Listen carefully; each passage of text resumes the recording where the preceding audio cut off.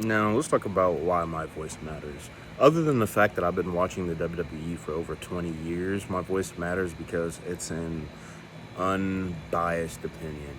And I'm not talking as a fan, I'm talking as if I'm somebody who would like to work with the WWE, and I know that's where I'm going to get in the future very soon, with your help, of course. But I'm talking as if I'm in that setting. So I'm putting myself in the understanding of everybody in that room in order to be in that room. But that's a different story for later. But to basically give you guys the rundown, you know, what makes me so knowledgeable about the topic, this. Ruthless aggression. But anyway, I want to get into the current state of the WWE. Now, I know there's a lot of complaints and there's a lot going on. Everybody's like, just watch the product. Oh, you should be happy. Oh, you should be this. You should be that, blah, blah, blah. No, we shouldn't just take the punches and roll with it because at the end of the day, that's actually how we get to where we are now when everybody's essentially just saying, shut up and watch it. Like, or everybody's saying, like, find free avenues to watch it so you're not paying for it. It still doesn't take away from the fact that it's been consistently crap the past few years. Like, it hasn't been good since WrestleMania 40. And then they show like small little spurts and small promises. And then the following week, everything gets taken away. All the promise we seen from the previous show gets taken away.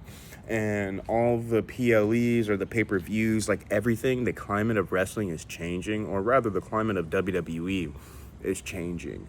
And it's not becoming so niche anymore because with other wrestling promotions, it's not like WWE is monopolizing the market anymore. We as consumers have other outlets now. We can go watch AEW. We can go watch Ring of Honor. Like, wrestling is more televised. And that is primarily due to the WWE.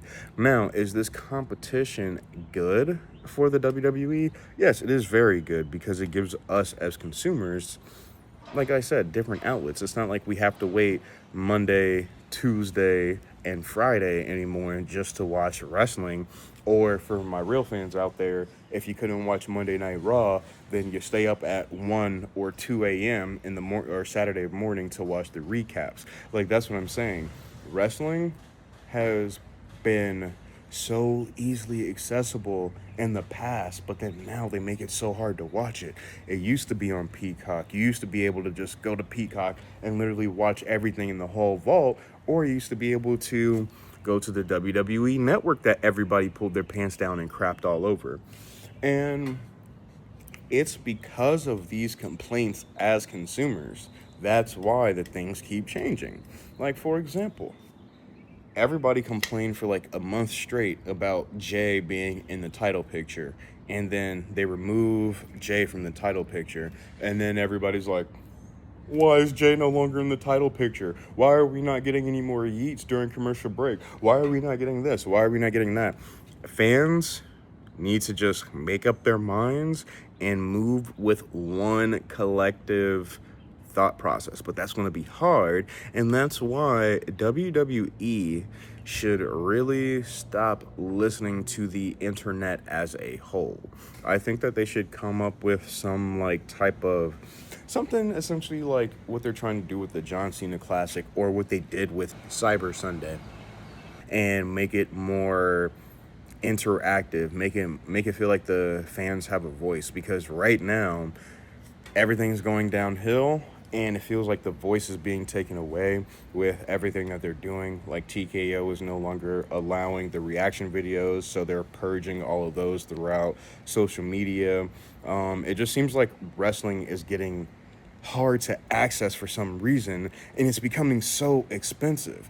But for what? And then on top of that, you have TKO making everybody take a pay cut. But then why is everybody taking a pay cut if there's nothing but advertisements hosted or like posted throughout the entire ring, and then we're watching more ads than the actual show?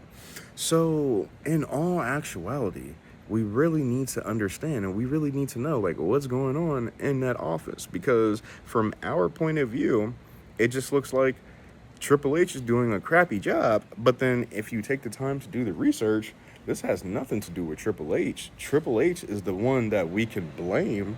But then when you actually like look at it, this is all TKO's fault. Like, you know, WrestleMania 40 was supposed to be the Paul Levesque era, and everybody was excited.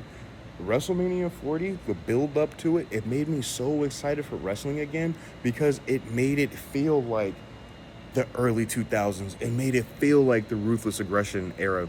And it wasn't like it was a carbon copy.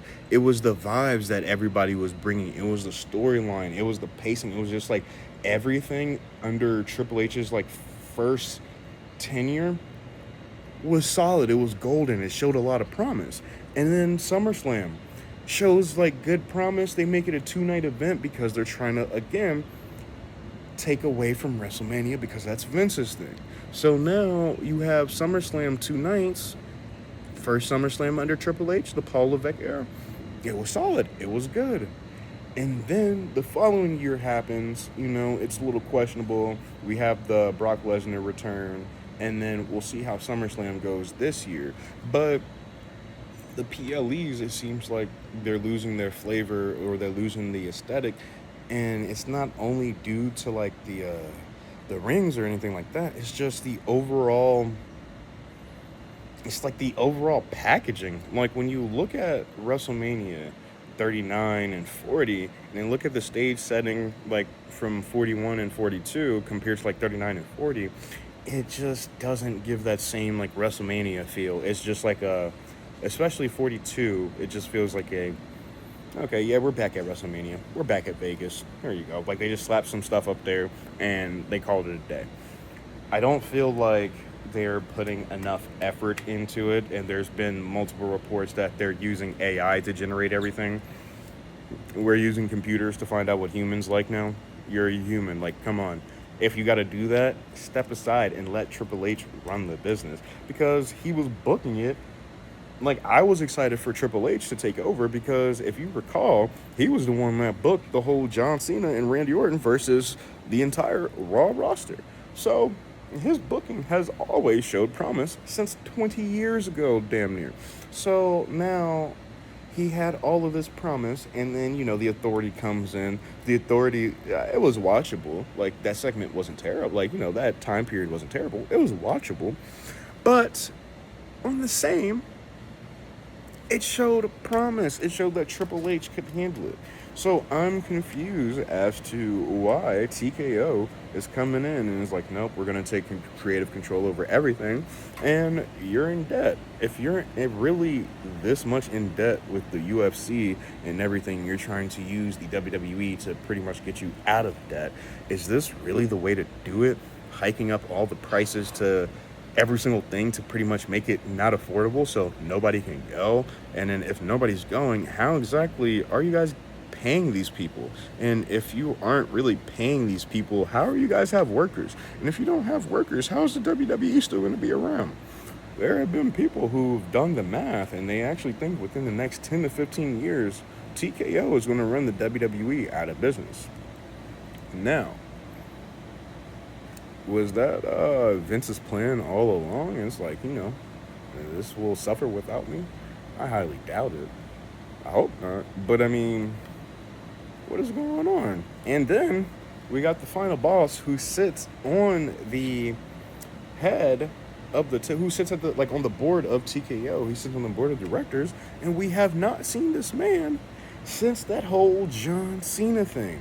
And we need to know why, because that was the whole thing that was kind of keeping it interesting, sort of say, or so to speak. Like, that was the most interesting thing that probably came out of this, other than Roman coming back. Like, you know, essentially WWE is in a recession era when they put Roman off of TV and then they call him back to win the title that he said he was never going to touch. That was irrelevant. And realistically speaking, it was because it was only made because the dude just kept on winning. So, you know, they have a real problem when And they're like, all right, we need to take it off of CM Punk. We're going to put it on you. We haven't seen CM Punk on TV since the Monday after Mania, if I'm not mistaken. And he had that whole segment with Cody. So we know when he gets back on TV, that's who he's going after, Cody.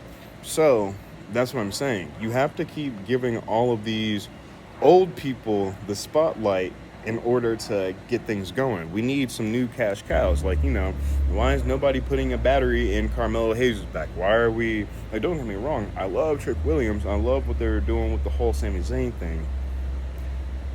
Carmelo Hayes needed that. Now, Trick Williams already has it. He did not need that title. He did not need it. Like, that's what I'm saying. What are we doing? And then we haven't seen Ilya Dragunov, Carmelo Hayes in how long? Can somebody tell me when's the last time we seen them? This cannot keep happening. And then the WWE and TKO can expect fans to, like, sit and watch while all of our favorite superstars are pretty much getting shafted. And it's like, at the end of the day, it seems unfair, and it goes back to what the Miz pretty much said, and it's like the same guys keep getting the same shot over and over and over again. But I don't think anybody's mad at it because it's the same people. I think people are mad at it because you make wrestling harder to watch, harder to access, and then we have to pay so much to access it. And then you want to give us recycled shit. Well, how does that make sense? You're making us pay for stuff that we've already seen multiple times. That's where the frustration comes in. And not only that, it's just like at the end of the day, it Vince's era, the main comparison is not the fact that it was watchable during Vince's era, because Vince had some unwatchable moments. Like the COVID era was pretty much like hard to watch, and but the Firefly Funhouse came out of that, and a lot of theories about John Cena's character, like was linked to that whole heel run. Like a lot of stuff did come from Vince. He did have a lot of terrible ideas, but they were all free and easily accessible. You didn't have to pay $2,000 to sit front row to watch something terrible. So nobody cared that it was that terrible. But everybody cares when you have The Miz getting beat up by midgets, and I paid $15,000 to sit front row. I didn't pay $15,000 to do anything. But you get the point. And that's not even an exaggeration. I'm pretty sure those tickets were like $1,000 to sit front row. So, like, that's where the frustration comes in, and that's what I'm saying. Like, people think, like, oh, WWE fans need to just shut up. No, it's not that we need to shut up. It's just they keep recycling the same old crap and then make you pay $30 to $40 to watch the same crap that they just recycled. And then on top of that, they just pretty much recycle Monday Night Raw, Friday Night SmackDown. It's the same thing every week. It's ending in, oh my gosh, we have a segment. Oh my gosh, okay, they're gonna talk. Oh my gosh, they're cutting promos. Oh, they're brawling. Oh, they're breaking up the fight. It's the same thing every week. The build-up is the same. It's not giving any more, like, it's not giving that feel. Like, the predictability is just there.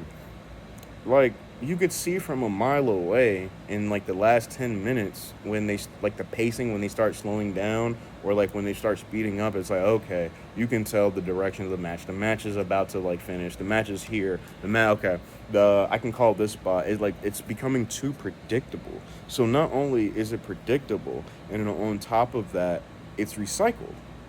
So you have the predictability, the recyclability, and you're making us pay $30 to $40 to watch it. And don't get me wrong, we could watch it for free, but then it's like the hassle to watch it for free doesn't change the fact that you're still making us watch the same recycled crap on a pay-per-view. On the set, like, the stuff just feels like another Saturday night main event, or like, another Monday Night Raw. I remembered when I was excited watching like the pre-show like all day, and then watching WrestleMania and like being excited because there was like 7 to 8 matches of like actual wrestling. Not no 1 to 2, 1 to 5 matches, and then you have people cutting promos and we're watching ads. No, it was uncut, and now it's being watered down to where we have less wrestling, more talking, and more ads. We're getting duped. We're getting duped. And somebody actually said to me they liked night 1 of WrestleMania, and nobody cared. And I told her, I said, nobody cares that you like night 1 of WrestleMania. We just want to know, how exactly did you get swindled, bamboozled, speckledorfed into watching this stuff and actually liking it? It's not that it's not likable. It's just that, what about that? What about night 1 was likable to you? Night 1 was terrible. The pacing was all over the place. Like, it was genuinely terrible. Everything was predictable. Night 1 of WrestleMania was terrible. The main event, terrible. Everything about night 1 of WrestleMania was terrible. Night 1 of WrestleMania, again, has not been good since WrestleMania 40. And the main event of WrestleMania 40 was a tag team match between Roman Reigns and The Rock, Seth Rollins, and Cody Rhodes. And then they went and competed again the next night. That is what I am talking about. That is a main event. Don't get me wrong, Cody Rhodes and Randy Orton, that's a main event. But then the way it played out, if you do the stats and the history, Randy Orton has never had a good WrestleMania main event, because the last one he main evented with him, Triple H, and John Cena, that one did terribly too. I didn't think the match was that bad. I watched that one, not live, but I did watch it at home when I was a child. I didn't think the match was that bad, but if you look back on it, Randy Orton has never been a good main eventer. So, at WrestleMania anyway. So, at that, match finished. Randy didn't win. We all wanted him to win. Cody retains, and then he punts him, and then the voices are in his head, and then we haven't seen Randy Orton since. So, I think that, I don't know what's going on, because they jump into these storylines, and then it's like they fast forward them, and then they just kind of up and disappear, and then move people around. It's strange. I don't think that they should do that. Then it's like they pick and choose what storylines they want to keep up with. So the whole Sami Zayn and Trick Williams thing, they're of course keeping up with it. But again, back in the day, it wasn't it wasn't a one and done. It was kind of everybody is feuding all year. WrestleMania happens, okay. And then WrestleMania was kind of after that, it was kind of that reset, and then everybody's kind of getting new feuds. There's no more resets or anything like that. There's no more drafts. The brand split doesn't even matter. And then it's there's no more consistency in the stories, so that's taking away from everything. And what I mean by consistency, okay, let's say, for example, first of all, when did they get rid of rematch clause? Because back in the day, they was pulling rematch clause out of the hat like it was nothing. Oh, John Cena lost last night? Well, guess what? I'm going to use my rematch clause right now.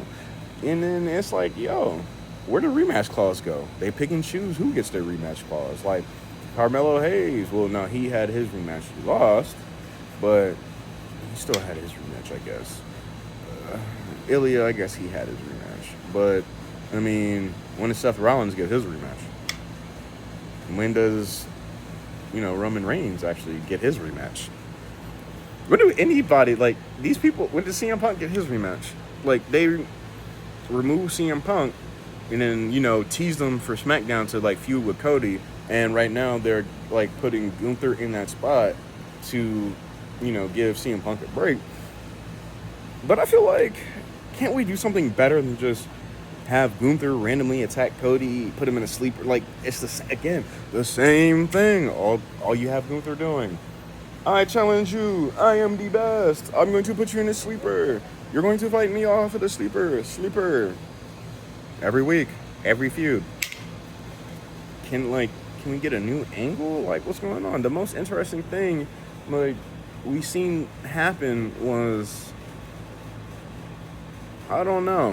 What's the most interesting thing y'all seen Gunther do? Or Gunther's not interesting. It's just how, again, it's how these people are being booked. It's the booking. It's not the people. It's the booking. Let's make that very clear. Nowhere in there am I blaming these WWE superstars for how everything is going, because again, it is not their fault. It's how they're being booked. You can only take the character so far if the script is good enough. But then again, you got people like Danhausen and Chelsea Green. So, like, that's what I'm saying. And yeah, it really just depends. Yeah. What do y'all think?